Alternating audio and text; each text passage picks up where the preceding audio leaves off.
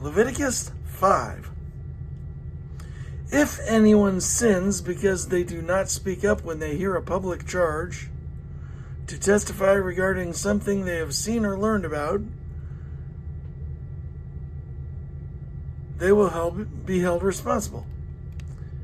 If anyone sins because they do not speak up when they hear a public charge to testify regarding something they have seen or learned about, they will be held responsible.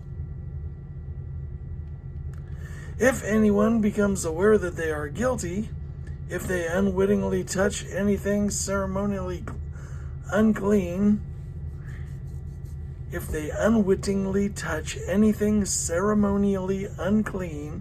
whether the carcass of an unclean animal, wild or domestic, or of any unclean creature that moves along the ground, and they are unaware that they have become unclean, but then they come to realize their guilt, or if they touch human uncleanness, if they touch human uncleanness, anything that would make them unclean, even though they are unaware of it, but then they learn of it and realize their guilt, or if anyone thoughtlessly takes an oath to do anything, whether good or evil, in any manner one might carelessly swear about, even though they are unaware of it, but then they learn of it and realize their guilt. If anyone thoughtlessly takes an oath to do anything, whether good or evil, in any manner one might carelessly swear about, even though they are unaware of it, but then they learn of it and realize their guilt. When anyone becomes aware that they are guilty in any of these matters, they must confess in what way they have sinned.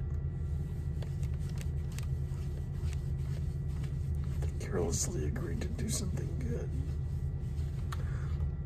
All right. They must confess in what way they have sinned.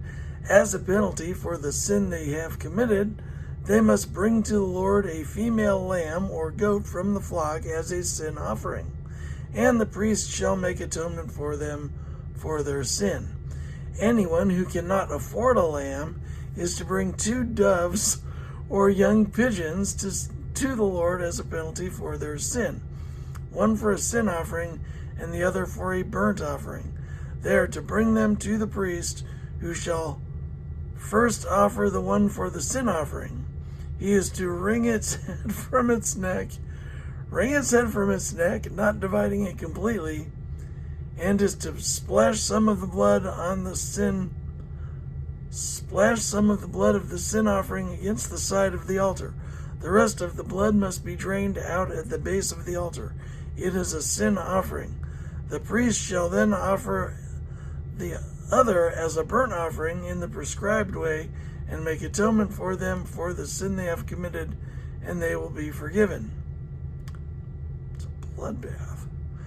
If, however, they cannot afford 2 doves or 2 young pigeons, they are to bring as an offering for their sin 1/10 of an ephah of the finest flour for a sin offering.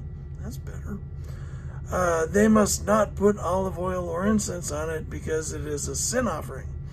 They are to bring it to the priest, who shall take a handful of it as a memorial portion and burn it on the altar on top of the food offerings presented to the Lord. It is a sin offering. In this way, the priest will make atonement for them for any of these sins they have committed, and they will be forgiven. The rest of the offering will belong to the priest, as in the case of the grain offering. The guilt offering.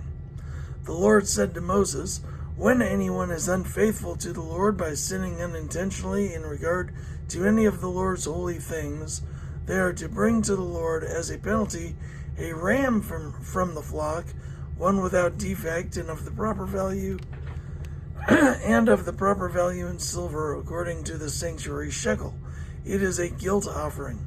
They must make restitution for what they have failed to do in regard to the holy things, pay an additional penalty of 1/5 of its value, and give it all to the priest. The priest will make atonement for them with the ram as a guilt offering, and they will be forgiven. If anyone sins and does what is forbidden in any of the Lord's commands, even though they do not know it, they are guilty and will be held responsible.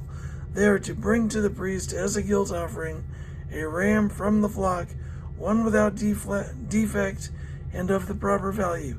In this way, the priest will make atonement for them for the wrong they have committed unintentionally, and they will be forgiven.